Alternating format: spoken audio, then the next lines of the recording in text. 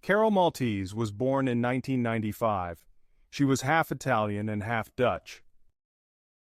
From a young age, Carol showed strong determination.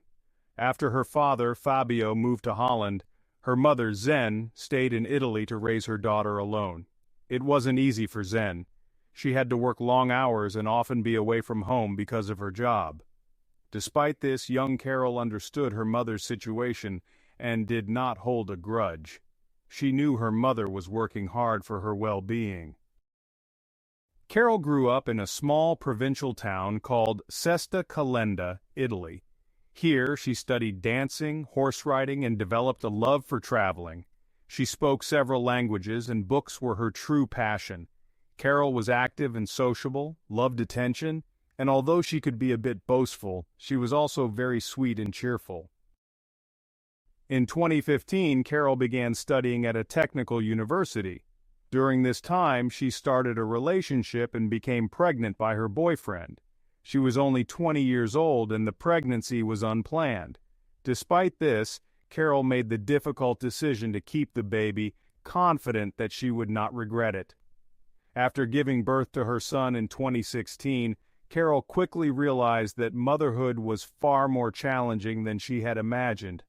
Both Carol and her boyfriend were still trying to find their footing in life. However, they were determined to make things work, and they moved to the larger city of Verona to find better job opportunities. In Verona, Carol found work as a sales assistant in a shoe store. Life seemed to be getting better, and although the couple faced difficulties, they managed to get by. The turning point in Carol's life came in 2019 when she unexpectedly fell in love with another man. She began leading a double life, which lasted several months before her boyfriend found out. The confrontation led to their breakup, and Carol, who was already planning to leave him, decided to start fresh with her new lover. She moved in with him, leaving her son with his biological father. During this time, Carol's mother was also suffering from a neurodegenerative disease which deteriorated her health rapidly. Carol made sure to spend as much time with her mother as she could. In February 2020, the pandemic hit Europe, and like most Italians, Carol faced significant hardships. She could not leave home to work, and the lockdown made it difficult for her to carry out her usual activities. Finances became a problem, and Carol found herself unable to send money to support her son. This financial strain pushed her to explore new ways of making money. Carol started a YouTube channel to talk about the difficulties of living under lockdown restrictions. However, she quickly realized that creating content on YouTube was not a sustainable source of income. After some thought, she turned to the OnlyFans platform, believing it would be more profitable. Using the pseudonym Charlotte Angel, Carol began creating explicit photos and videos, and soon she was earning substantial money. She enjoyed this new direction, but it came with some downsides. Once her friends found out about her new career, many of them cut ties with her. Carol, however, viewed their reactions as unjust, calling it prejudice. She believed that her new career was a form of art and that Italy in particular was not progressive enough to accept this industry. Carol's popularity on OnlyFans grew quickly, and she was soon invited to participate in adult films. She took part in performances in public and even openly discussed her participation in interviews. Despite the taboo surrounding her new profession, Carol advocated for women to freely choose their line of work without judgment. She faced constant moral pressure from society, her family, and even her new boyfriend, who disapproved of her work. Eventually, they broke up, adding to the emotional turmoil in Carol's life. At the end of 2020, Carol moved to the province of Milan, a small town with just 15,000 residents. She briefly worked in a perfume store but soon returned to filming explicit content. During this time, she met a man named Davide Fontana, a 42-year-old banker. Davide was a well-known figure on social media, where he shared content related to cooking, high-tech gadgets, and photography. He was married, but, through the internet, found attractive women willing to participate in candid photo shoots. He met Carol in November 2020, and they began dating, despite David being married. He offered Carol money in exchange for sex, and she agreed. By March 2021, David had confessed to his wife about the affair and insisted on a divorce. The two moved in together, and their relationship deepened. David helped Carol with her explicit content, taking a portion of the earnings for his involvement. Carol became more famous in the adult industry, receiving offers for contracts from other countries. Davide, despite knowing the nature of Carol's work, did not seem bothered by it. However, he was jealous and became possessive of her. This led to tension between them. In late 2021, Carol reconnected with her ex-boyfriend, who suggested they get back together. Davide, fearing that Carol would leave him for the younger man, became furious and began threatening her ex. Despite Carol refusing to rekindle her past relationship, the situation escalated, and her ex filed a police report after his car tires were punctured, an act that was suspected to be done by Davide. However, there was no concrete evidence linking him to the crime. By early 2022, Carol's social media following had grown to over 30,000. She split her time between filming content in the Czech Republic and Holland and making custom videos for her fans. She also began dating a colleague from the adult film industry, a man named Salvatore Gal, whom she met on set. They quickly became close, and Salvatore proposed to Carol. Carol's feelings for Salvatore were real, and she agreed to marry him. But she needed to get rid of Davide, who was still part of her life. Despite her feelings for Salvatore, Carol continued to live with Davide, who still took a percentage of her earnings from her videos. Life was complicated for Carol, but she earned enough money to live comfortably. In 2022, Carol abruptly disappeared from all public platforms and social media. She stopped answering phone calls, and her friends became worried. She later claimed that she was busy with personal matters, such as finding housing in Verona and improving her relationship with her son. However, after 2 months of silence, things took a dark turn. On March 20, 2022, a local man was walking through a village in Borna, where he enjoyed spending time. From a ledge, he noticed suspicious black garbage bags that looked unusually heavy, as though filled with stones. Curious, he descended to investigate and unwrapped one of the bags, finding a human hand inside. The man immediately called the police. Upon arrival, the authorities discovered 4 packages, each containing dismembered parts of a body. The parts were so badly mutilated that it was impossible to immediately identify the victim. The killer had likely been a hunter or a butcher, as the dissection showed professional precision. The body parts were frozen before being discarded down the ledge, making it clear that the killer had taken great care to conceal the identity of the victim.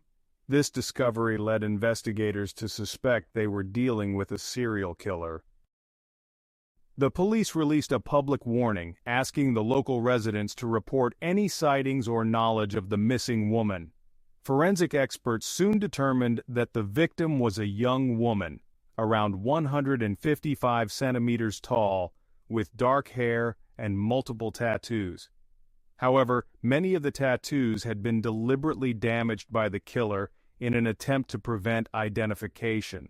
Despite the police releasing descriptions of the tattoos, no one came forward to identify the woman. As forensic analysis continued, it became evident that the woman was Carol Maltese. Her disappearance, coupled with the gruesome discovery of her remains, left everyone in shock. The investigation was just beginning, but the evidence pointed to a horrifying conclusion. Carol had become the victim of someone she trusted. Examinations showed that the victim had died more than a month ago and was kept in a freezer for a long period before being thrown from the cliff. This information caught the attention of journalist Andrei Torelli, who was also the editor of a magazine. He became interested in the mysterious murder and began analyzing all the available details. Based on the information, the journalist made a logical assumption. First, the criminal likely didn't want to transport the remains to such a remote area. He probably lived relatively close to the place where the body was found. Second, Torelli was convinced that the killer knew his victim, meaning she must have lived nearby as well. Of course, this was a big assumption, but it was where he started. Then, Andrei Torelli asked a logical question. Why had there been no report about the disappearance of a person matching the description of the girl found? After all, the victim had been dead for over a month. Why hadn't her relatives noticed her absence and reported it? A week after the discovery of the body, on March 26, 2022, a breakthrough in the case came. A random witness came forward and claimed to know the girl who had been found in Borno. He identified her by the tattoos he had previously seen, specifically when she gave an interview under the pseudonym Charlotte. It was possible she had been an adult film actress who actively developed her social media presence. After looking at photographs of Charlotte's tattoos, the Carabinieri were convinced that she was the victim. The police then released her pseudonym to the public in an effort to gather useful tips. Torelli continued his investigation into the murdered woman's life. He discovered that the girl worked with 2 agencies. The first film studio told him that she hadn't worked with them for some time and hadn't responded to their calls, leading them to believe she had retired from the industry. They had no further useful information. At the second studio, an adult film actress who claimed to be a friend of the deceased gave Torelli Charlotte's phone number. This led them to identify the victim's real name, Carol Malta. Andrei tried calling Carol's number several times but received no response. Later, he contacted her via a messaging app. To his surprise, Carol responded to the message. The journalist tried to arrange an interview with her under the pretense of discussing her career in adult films, but she rudely refused. It became clear to Torelli that he wasn't communicating with Carol, but with the likely killer. Undeterred, the journalist persisted and tried to keep the conversation going, even attempting to convince the person claiming to be Carol to record a voice message or talk on the phone. When this failed, Andrei changed tactics. He told the person that the body of a girl with identical tattoos had recently been found, and he wanted to verify that Carol was alive. The person, clearly unaware that Carol's body had already been discovered, seemed shocked. Torelli believed that the killer, expecting the body to remain undiscovered for much longer, was panicking. Realizing this, the journalist continued the conversation, pressing for information. He was certain that he had just spoken to Carol's killer. Torelli now had 2 options. First, he could publish the information in his magazine, which would create a media sensation and elevate his own career. Second, he could contact the police to pass on the information, which would allow detectives to follow up, but also risk the information being leaked to the press. Despite the risks, Torelli knew his intervention could help catch the killer, so he decided to contact the police first. On April 2nd, he went to the police station and shared the information with the Carabinieri. Only after this did he write an article in his magazine, but he withheld some crucial details, including the victim's real name and his communication with the killer. Nevertheless, the article caused a sensation. After interacting with Torelli, the killer became more cautious, monitoring the news closely. He quickly realized the investigation was closing in on him and fell into a panic. On the day the article was published, David Fontana, the fiancé of Carol Maltese, and his partner Salvatore, went to the police station to report her disappearance. They were immediately questioned, and the interrogation lasted until 4 p.m. On March 28, 2022, public reports confirmed through DNA testing that the deceased woman was indeed Carol Malta. The next day, on March 29th at 7:15 a.m., the Carabinieri addressed the public and announced the arrest of a suspect, David Fontana, who was detained on suspicion of premeditated murder with aggravating circumstances. Fontana had been nervous and inconsistent in his testimony during the interrogation. Initially, he claimed to have not seen Carol in 2 years, which turned out to be false. He was quickly identified as the main suspect. And under pressure, David Fontana finally confessed. He admitted that on January 11, 2022, he and Carol filmed an explicit video at the request of one of her fans. The video was more extreme than previous ones, with the customer asking to cover Carol's head with a bag, bind her, seal her mouth with duct tape, and then hit her repeatedly with a hammer. David's instructions were to torture the actress, which she agreed to voluntarily. However, David took it too far and struck Carol several times with the hammer. Afterward, when he removed the bag, he realized she was dying. To prevent her from suffering further, David killed her by slashing her throat with a kitchen knife. Instead of contacting the authorities, David kept the body and began planning how to dispose of it. Over the next 3 months, he kept Carol's body in a freezer. During this time, he used her phone to continue communicating with her family and friends, creating the illusion that Carol was still alive. He also used her social media accounts to post photos and make updates, and even made purchases using her bank card.